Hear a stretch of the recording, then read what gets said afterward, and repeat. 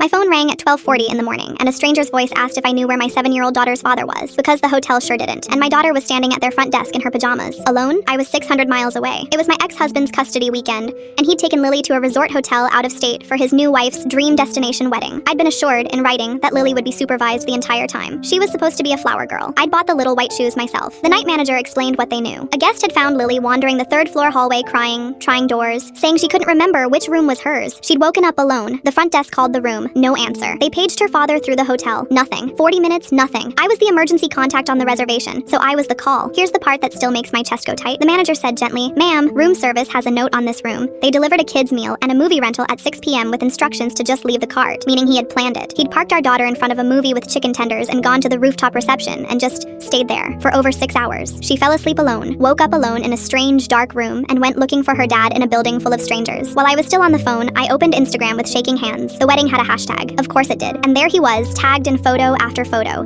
time-stamped through the entire night. Cocktail hour, toasts, him on the dance floor at 11:52 p.m., tie around his forehead. His new wife had even posted a story earlier that week that I'd tried to ignore. Reminder, our celebration is an adults-only experience, kids-free vibes only. He'd brought Lily anyway, because it was his weekend and he refused to give me the days back. He just brought her and then stored her, like luggage. I screenshotted everything, every photo, every timestamp, every comment. Then I told the manager I was getting in my car, and I begged that someone stay with my daughter. She said something I'll never forget. "Ma'am, she's already behind the desk with us. Our overnight pastry chef is making her hot chocolate. She will not be alone again tonight, I promise you." I drove 9 hours straight through the dark, and somewhere around hour 3, the hotel called back. Their security had finally located my ex, still at the after party in a suite upstairs. When confronted, he told them, and this is in the incident report, she was asleep. What's the problem? The hotel has cameras everywhere. It's basically a babysitter. The hotel didn't think so, because it turns out that leaving a 7-year-old unattended in a hotel room for 6+ hours while you drink at a party isn't a parenting style. Local police were contacted before I even crossed the state line. He spent the rest of his wedding night answering questions about child endangerment instead of cutting cake. When I finally walked into that lobby at 9 a.m., wrinkled and wild-eyed,